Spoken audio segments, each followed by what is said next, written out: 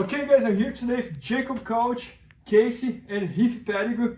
Guys, they're showing an entire instruction all about leg locks for beginners, so white to purple belt. And it's such a great idea because I think nowadays everybody's thinking about the heel hooks and etc. And many people are forgetting what comes before that. So if you are white belt, blue belt or purple belt, that's the stuff we should be learning.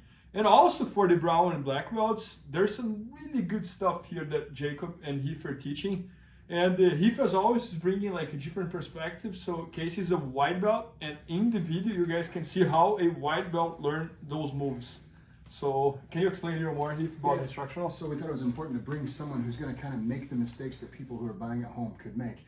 Once you buy the instructional, sometimes you have some questions, like even subconsciously, things might happen that she might make a mistake on that answer and make things click for you later on. So we just wanted to bring someone who is learning from the beginning, ground floor, no stripes on her white belt, and just like we did with the white belt, the white belt curriculum that I did as a self-plug. Hope you don't mind. But no, anyway, it works really well because you get to see them make the mistakes. We can correct the mistakes right there, and then it kind of, it takes the questions away, and it helps you, kind of focus on other things. So. Yeah, no, I really love this idea because at the end of the day, you both are masters on the moves that you guys are showing, and then she brings a completely different perspective. That might be the same perspective of who is watching at home. Exactly. So. But anyways, can you show the move you're going to show us? All right, so this is Jacob Couch's favorite ankle lock. There we go. No, and he showed it already on me, and my foot's hurting. All right. So. Now you got to get the submission. So. From sweeping our partner from like the single leg X position. So here we get them over. Okay. A lot of the times when people are very nowadays everybody's very aware of leg locks because they became so popular over like the last 5 to 6 years. So we're banking on our partner booting and defending the leg really well. Okay, so if we try to finish this with our hips at this distance now, what happens is that we try to break the foot down, but we feel we have no power, okay? The reason we have no power is there's no room for our hips to extend or for us to get room enough to break the foot or break the foot's posture down, okay? So what we're gonna do now, instead of trying to attack the foot from the single leg X here, trying to, wrench on it, it's not coming down, we're gonna take our inside knee towards our chest and just place our own foot or place our inside foot on top of our foot that's on the hip, okay? From here, what we're gonna do is we're gonna look to almost pin his hip while getting our hips a little further back, okay? So it just needs to be a little bitty inch here, and now I'm gonna move my elbow even further back. It should be in a position to where if you were to want to transition to the heel hook, white, blue, purple, don't do that, but brown and black, go for it. Here, we want it to be in a position to where we can switch almost directly to the heel. But for the straight ankle, our elbow is going to go back. Our wrist is under the ankle, okay? So we're not up on the calf. We're not in the middle of the leg here. We're not on the side of the leg. We're going under the ankle while keeping both of our feet pinning his hips. So my feet are doing this and pinning his hip down into the mat. Let's talk perfect foot placement here. So your right foot, where does it go? Right where it was. Same position. The right foot doesn't move ever. The left one is going to cover basically the inside arch of your foot. Yep. And now, when you close the knee, are you pushing me away? Or what are you doing exactly? So I'm not necessarily pushing as much as I am pinning. So I want to think about using both of my feet in the same motion, in the same direction, with the same pressure, pinning the hip to the floor, enough to allow me to get enough space with my hips and my upper body to break the defense of the leg down, meaning the posture of the foot, his leg being straight. So I'm going here and I'm using my hand, like always, on the inside of the shin, enough to create space for my attacking forearm to come through and under the leg. So here, I'm gonna roll that under, and now go slow with your partners when you guys are first doing this. It's super tight. But I want to come off of my elbow, and I want to drive my hand over my wrist, eventually bringing the foot into a position to where I could break it. So here, here. So both my feet are still on the hip. If the foot that's originally on the hip falls off, that's fine. Just make sure that your inside foot stays on it, and we're going to use it to reposition. Man, that's incredible. Okay, so what I'm going to do with my knees, it's the knees are not so as important as the feet. So pinching the knees is fine, but as long as you're able to maintain like a pinning pressure and enough distance to break the posture of the foot down is going to be the really two key things to securing the finish. So from here, from the single leg X, go here, and now he's got a really good defense, and I'm trying to finish it here, but I can't really break the foot down. So what I want to do is I want to bring my inside knee towards my chest, placing my foot over my other foot, getting my hips at an angle to where I could readjust here, okay? Bringing my elbow off of the mat, going to my shoulder, turning belly down. Tap. Man, that's awesome. Oh, coach, and I love how you do this grip where you bring your kind of like thumbs up. And it's the first time I see doing this, like most of the people connect their hands, or you really twist your hand, right, and creates a lot more pressure. What that does is when you have the foot, instead of pulling or instead of trying to push your forearm up, what it does is it supports it with a frame now. Yep. I never seen anyone do this until I met you. So, well, thank you. So, sorry, I got emotional. Anyways, here, what it does is it's you're not just pulling or pushing.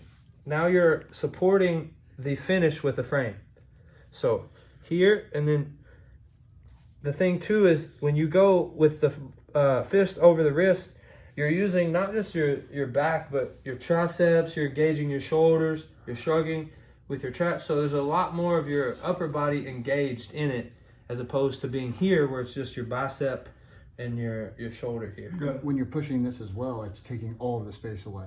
So there's a little tiny bit of space in here right now to where I can wiggle a little bit, but when you push that, yeah, it's gone now. So what that does is when you eliminate that little bitty bit of space, is it kills their ability to start another type of defense or potentially escape. Yeah, I can't, once you push that, I wouldn't roll anymore. So here, as opposed to being here and trying to roll it here, there's a lot more like space between my elbow and the outside of your ankle. So what I want to do is I want to kind of push your ankle into my bicep, closing off that space, rolling my fist over, Tap. and eventually finishing the ankle lock there.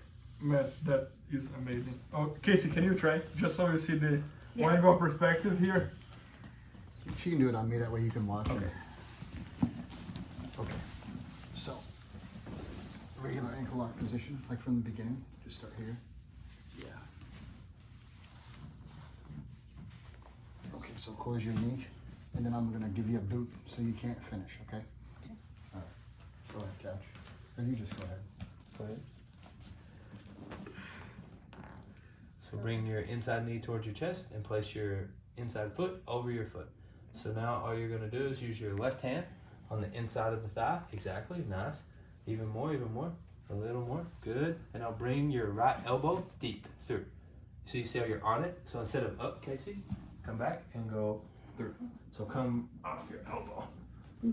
Instead of laying straight back. So go ahead, lay back. So the problem with laying straight back is the foot is fully extended now.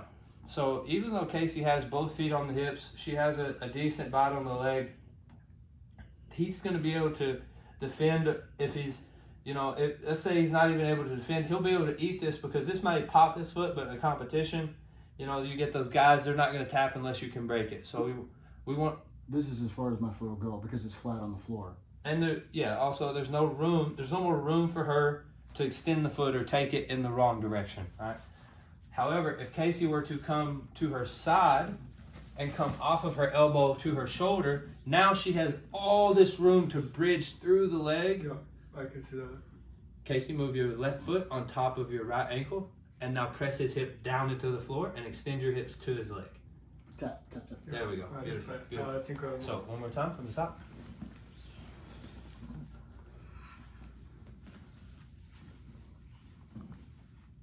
Here, good. You come into it. Go ahead.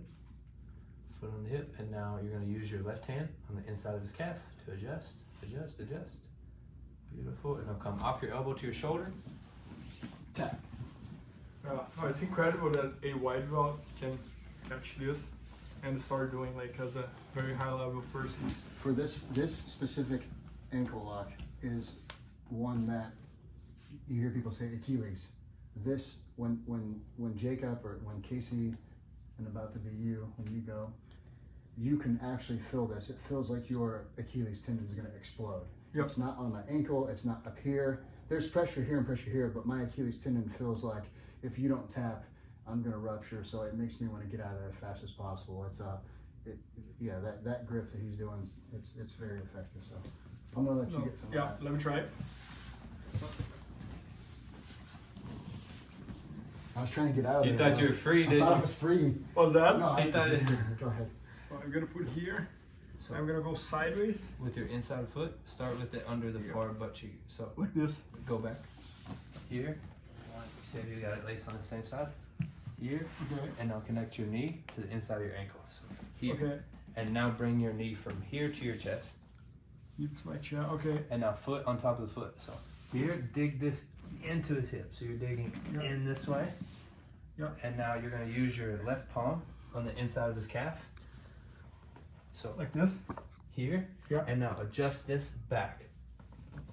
And now take this a little bit further, and now roll your fist. I got it. No, I got it. I understood the mechanics now. Tap, tap, tap, tap, tap. Man, that's really tight. Bring your No, and I like this idea of like adjusting, and it feels almost like you're locking Yes, yes. the position. it takes all the slack out of the foot. Yeah. It does this to the foot, and then there's Yeah. nowhere else for it to go. So Yeah. you just take it over that little It's threshold a gonna little more. explode, man. It's like No, it's incredible. Yeah, no, I love these little details that's kind of hidden on the move, and then you develop. And no, this is such like a special grip, and very easy to do it. I think Casey is the proof here that you can learn as a white belt. No, that's incredible. it's a couch grip. Couch grip. That's a good nickname. That's a good nickname. Yeah. I'll But, take it. uh, I'll take it. But anyways, guys, Heath and Jacob and Casey, they're just shooting this entire instructional all about leg locks for beginners. So white belt, blue belt, and purple belt. And I think, as you guys can see, the beauty of that is that even if you're brown belt and black belt, there's a lot of moves here that you can take a lot of advantage. And we were just talking about like how people get so obsessed with heel hooks, Yeah. and they forget about this, so they fight a guy like. Yeah, couch. Sometimes people get so worried about his heel hook attacks that he, you know, that like I said, their legs float or they're escaping the heel hooks, and just it's funny because people call regular ankle locks old school now. You know what I mean? Yeah. It's like there are people out there just tearing people up with just straight ankle locks, and they're always there. They're a little bit easier to jump on or get on than heel hooks are. So Yep. heel hooks are always king, but ankle locks are. Yeah, and I love it that you also have a transition to go from there to the heel hook, so you can easily pick and choose like what you wanna. Yeah. Everything he shows in instructionals, so it's building up. This is white, blue, purple. We're gonna film brown and black immediately after. So everything that we do is one big giant circle leading into the heel hook stuff. So it's all comes together. It's very important in our curriculum that anything that you learn as a white belt, you are going to continue and build off of with the foundation to use a black belt. So it's all comes together. That's incredible. No, that's awesome. Yeah, so guys, make sure to check it out. This instruction is going to be at bjjfanatics.com very soon. Maybe by the time you're watching, it's already there. So I hope you guys enjoyed, and thanks so much. Thanks, Bernardo. Thanks, Casey. Thanks, Jacob. Please help me out to grow my YouTube channel. Just click subscribe. And to watch more videos, just click under see more videos. I hope you enjoyed. BJJFanatics.com. Use the promo code YouTubeFaria to get 10% off any instructional video. Improve your jiu-jitsu faster.